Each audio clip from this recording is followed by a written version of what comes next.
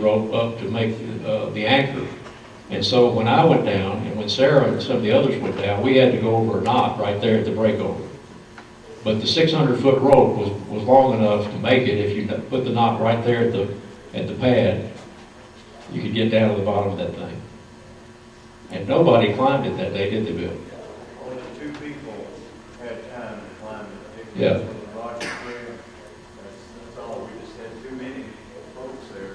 I mean, it was a lot of fun. We're glad they were there, but we didn't have time to climb. Yeah, but everybody else had to bushwhack their way back up that mountain. And I'll tell you what, climbing back up on cruising knots would have been a delight compared to that.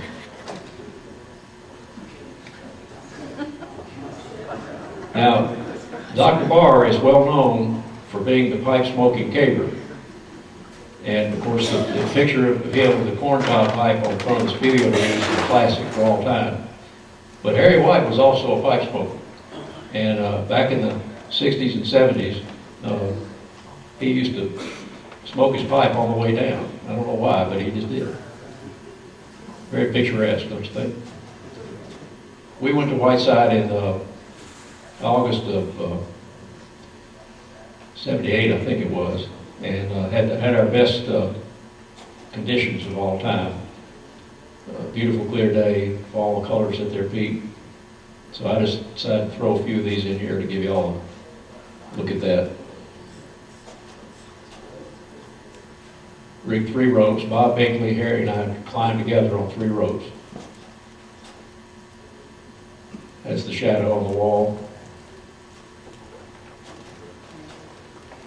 That's one that either Bob or Harry took of me going up.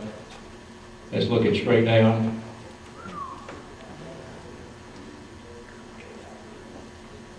Some of you may have known Bob Binkley. He was a Nashville fireman, a good friend of Harry's, and unfortunately died in a tragic diving accident in a pool in Nashville. Then a few years later, Bill told us about Table Rock Mountain over at Greenville, South Carolina. And Bill had already made this drop, and I think Dan Hale might have been with him, some of the others, but he organized a trip, and Marion and cavers from Kentucky and all around joined him for this. It's about a 570, I think. It's not all vertical, but it's a beautiful place. That's Bill with his, is that a hard hat, Bill? Yeah. Yeah. Yeah, it's hard, it's a collapsible hard hat. Made out of bulletproof fabric. That's Catherine Hayden, caver. They call her Cat Hayden from Kentucky. She was coming down as I was going up. So I asked her to stop and was able to take this shot on the wall.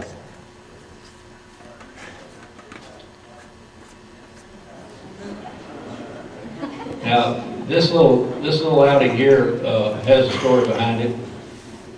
Back in '63, when I finally got to do the surprise pit, I wanted to illustrate to all my friends what a great thing I had done. I was 19, of course, and very humble, as you know. And so I decided to draw the L&C Tower, Nashville's only skyscraper, and put it beside the surprise pit to show everybody that surprise pit was a longer drop than the L&C Tower. And after that, we got to talking, and some of us did, and decided, you know, it'd be really neat to do the L&C Tower. And I actually asked somebody about it, and they told me, said, are you kidding? Well, this is an insurance company. And they said, you think we're going to let a bunch of teenagers go off the top of our building on a rope? So we kind of forgot about it. And then Harry came along, and Harry became the captain of Engine 12 Company in Nashville, the high-rise rescue and hazardous materials team. And they had a disastrous fire in New Orleans where one of the fire chiefs had made some really crude remark about why people jump out of burning buildings rather than burn up. And the nation got in an uproar about it, and they started having these high-rise rescue squads all around the country. And Harry was at the front of this. Yeah, Harry was really a pioneer of high-rise rescue for fire departments. And he convinced the L&C, the Life and Casualty Insurance Company, that they needed to pre-plan this building for fire rescue. And I became fireman for a day. And there's my foot, and there's Bob and Harry saying, we did it. And the interesting thing is that building in the background there, which seems very short, is a 20-story building called the Third National Bank building at that time, and that's where my law office was located. And the building manager later let me go to the top of that building and take some pictures, and he started looking at me real funny because he started to figure out I was not a fireman. But he never said anything, and so we pulled it off. It's a 409-foot drop. Basically all sheer. Those limestone blocks were laid by a fireman, as it turns out. And because there are no windows on it, it made a real nice drop to do. That's looking straight down from the roof of that thing down to the corner of 4th and Church. That's Jimmy Holmes, I think, on the road.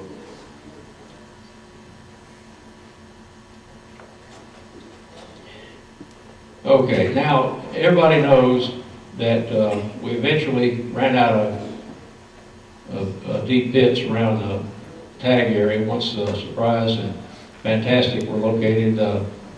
You know, we didn't get any 600-footers or any 700-footers or anything like that. Whiteside was about as high as you went. So in the 60s, the cavers from Austin, Texas took over. And they went to Mexico and started finding things like you wouldn't believe.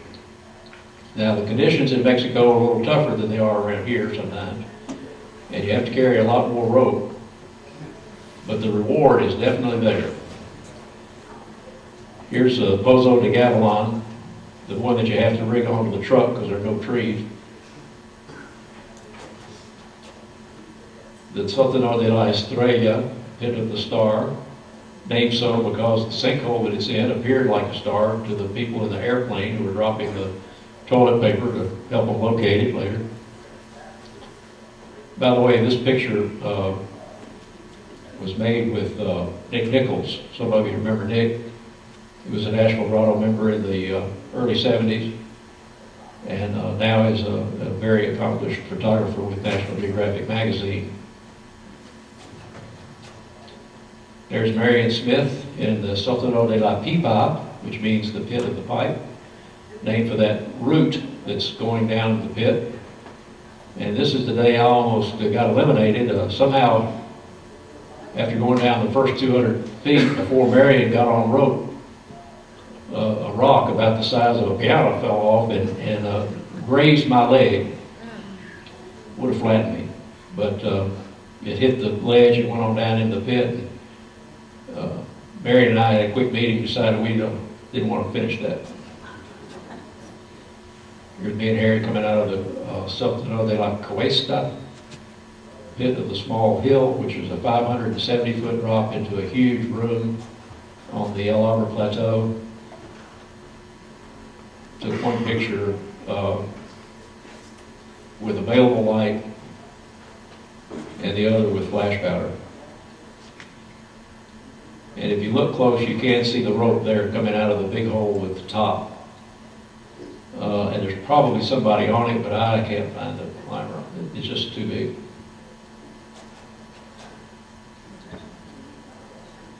The next step from 500-footers would be the 700-footers. This is Hoy de Guaguas, 700-foot drop from the high side with 2 cavers there. I always like these looking down pictures. They kind of give you the feel.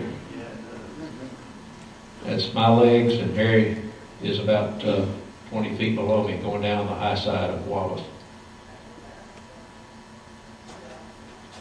There's the bottom of it.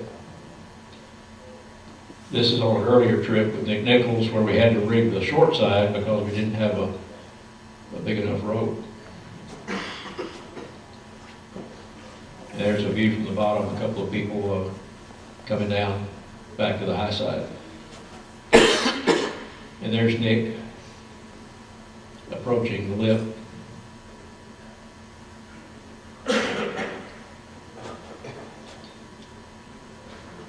can't show Mexico pictures without inserting my one picture of the cave in the Huasteca Canyon. It has nothing to do with vertical caving, it's just here for comic relief. Okay, the next level you go to, of course, is the Great Golden Venus, and we're privileged to have with us today two of the original explorers of the Golden Venus, Bill Cuddington, of course, and Bill Dean, who is also here. And Bill Dean not only went down the pit, but took a lot of really nice photographs and brought them to the NSS convention in Birmingham, which was one of the things that really ignited people's interest in Mexico. There's a picture that Alan took of me on the rope, starting down the 1,094-foot drop. View from the bottom with a normal lens. The view from the bottom with a wide angle. And a time exposure of the bottom, of the view from the bottom. And as you know, the bottom is about 6 acres. In the middle of this shot is Buddy Lane in a white t-shirt, white helmet, getting on the rope. And to our right of him in the yellow shirt is Harry. Give you some idea of the scale of that thing.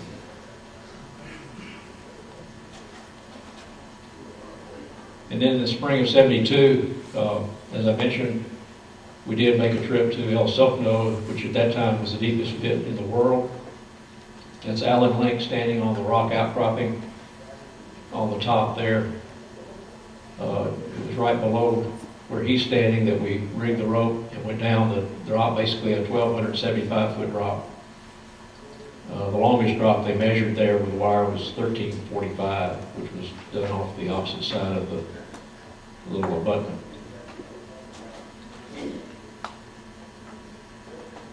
This picture of Harry has been published by Dr. Halliday, who is here, in one of his books and has been shown in various places. And Harry confessed to me later that he wasn't feeling too well at this point.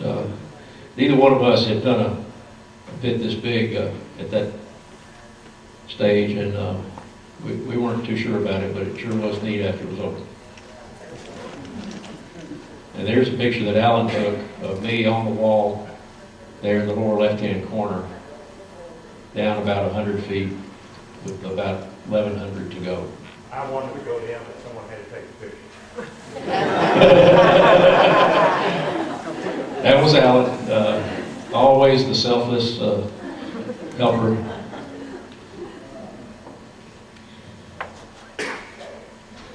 All right, that is the slideshow. We can get the lights back on.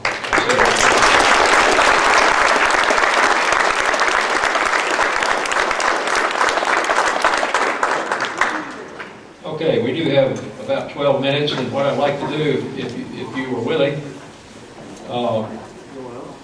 we've got Vertical Bill here, and I know some of you might like to ask him a question. You might even want to ask me a question. I'll basically told you everything I know.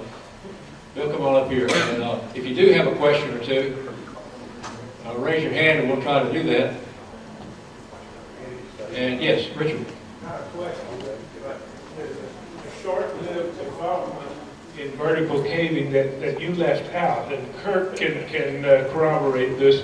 I'm sorry Ken Moore isn't here today because Ken still has his wooden rappel spool. The drum made of oak rather than steel. I think, how many times you tried? Once or twice? The trouble was it tended to catch fire.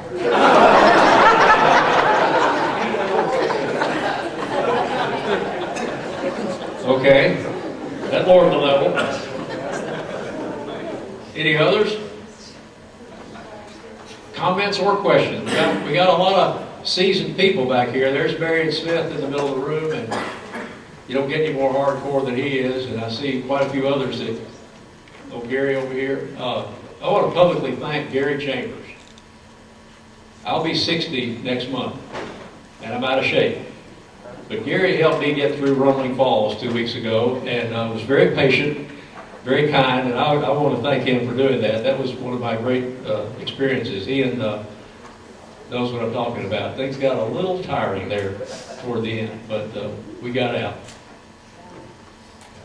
Come on now, you got a chance to quiz Cuddington. Okay, Mary. My question is, in what cave did you first rappel and about when? First cave rappel. Okay, first actual You and rappel. Bill. Let's let him start. I've talked about it. Well, it was a little cave. First one for me was the right way now. I was kind of like Roy. I was trying to do it off some short cliffs and really didn't know how to rig in it right. But the first real cave was a 50-foot drop somewhere in West Virginia. And they had a ladder rigged down one side, so I rappelled in and liked it and went back up the ladder and came down again and kind of blew Roy Charlton and Earl Theory's minds. They were my mentors. And they said, oh God, what have we done now? You know? And the rest is history, right? Mine's a similar story. I did a road cut outside of Nashville with my high school buddy, Bob Laird. Went to Banks Pit, about a 20-footer near Indian Grave Point Cave, and then Cave Hill Saltpeter was the first real pit, about a 90-foot drop into that saltpeter cave in 1960. Yes. I've got a question here. I think I know the answer, but which was scarier, Surprise Pit or the LNC Tower? Okay, that's actually a real good question, and you may know the answer, I think I because the know. truth is that the LNC Tower is 10 times scarier than Surprise Pit, because out of sight, out of mind, right? I mean, a black hole is a black hole, but when you look down the LNC Tower and see people walking around and fire trucks, I think it's a lot scarier. What do you say, Bill? Well, the outside drops used to be scarier to me. Now they're friendlier. Somehow now I like to see the rope on the bottom. I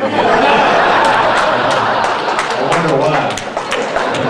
That's not to say I don't do dark holes, but I feel more at home. Like my wife and I got to do El Cap as a retirement present, and I climbed above her and filmed it intermittently all the way up, and to us it was a friendly drop. Of course, we weren't there in the middle of a hurricane or anything, but it was great. Interesting. Yes. What kind of sending devices were Ascending, okay. Originally, 3/8 Manila cruciate knots. And then over here, Bill, by the way, Bill, of course, is a humble guy, as you know, and has not received the credit he ought to about development of all this equipment. But Bill was always looking for ways to improve. And he came up with this 10-strong. This is a plastic rope, basically. And when did we do this? About 64, I went in the hardware store to get some rope, and I saw that. And at first I just tried it for the foot loops. That's what I do now. When I get a new material, I'll try it on the foot loops first and use something tried and true on the top knot. The 10-strong worked really well because it was springy. And if you got in mud or whatever, it would still bounce back and unlock. The Manila tended to freeze up if you got into a lot of water. And these are the ones that Bill helped me tie back in '64. But it was the convention of '63, Mountain Lake, where some guys showed up with the Jumars. And these things were, I guess, made in Switzerland or someplace. And they didn't tell you how to use them. In fact, the way they told you how to use them was basically a death rig as far as we're concerned. Yeah, both of them right up here at your chin. Crazy. But the device itself is really good. And so they demonstrated off the back porch of the hotel there at Mountain Lake, Virginia. And Bill was there, and I was too, and we saw that and said, we didn't like it. We didn't like anything. No, anything metal, we didn't like it. And so we stayed on the knots for a while, but after a while, Dick Mitchell down in Huntsville figured out how to use them correctly, and he and Bill developed the Mitchell system. And so most people went to directly from knots to Jumars. And then, of course, Charlie Gibbs came along with his device, and mechanical things really took over. One quick little side point. This is amazing to us. It may not be of interest to you, but I was actually at Bill's house in Lacey Springs, Alabama, back in the 60s sometime, when he received his first set of Jumar ascenders. As you know, Bill's NSS number is a famous number. It's 2177, and it's at the bottom of many a hole all across the southeast. But I want him to tell you what the price of that first set of ascenders was, including shipping and tax. $21.77.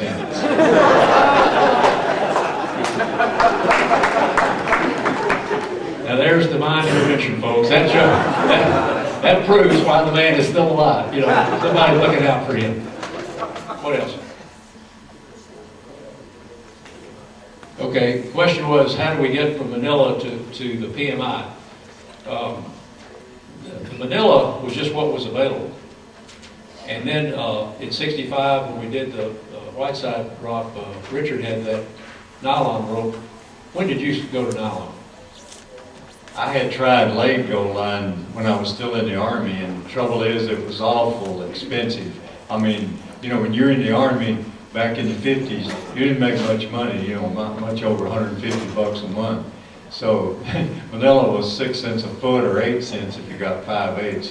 But I had some nylon, but then when we discovered, when I got to Huntsville, discovered that braided nylon, the Grotto had gotten a piece.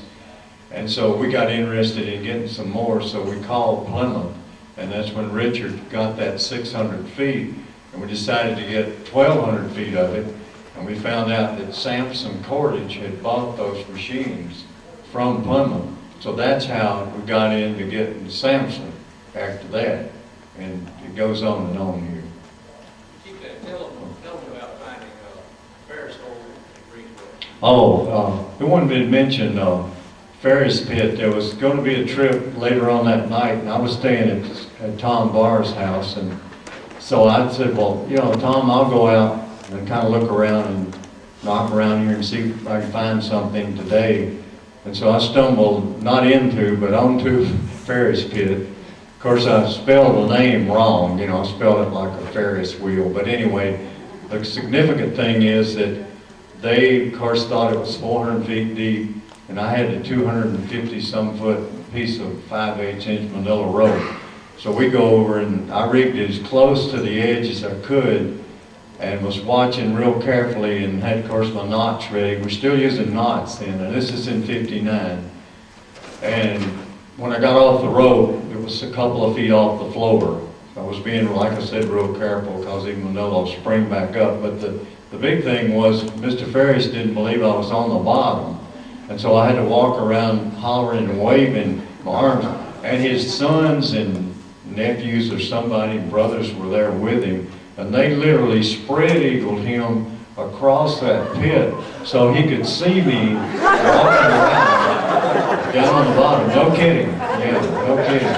So and then he finally believed I was down. So I came on out. And the Greenswell thing, I'll tell that real quick, was I was supposed to meet the group to take the first look at Surprise Pit right at the end of the Chattanooga Convention. This was in '61. And so there was an hour's difference between Chattanooga and Huntsville, and I didn't realize that, so I show up at Russo's store late. And so, hey, you know, what am I going to do? I'm going to hunt for something. So I started driving up the valley there and asking, and somebody told me about this big pit on Doug Green's land. So I get over there, and as soon as I got out of the car, it turned out Mr. Jacks was sitting on the porch with him, and Mr. Jacks is the guy that took me to Doodlebug Hole.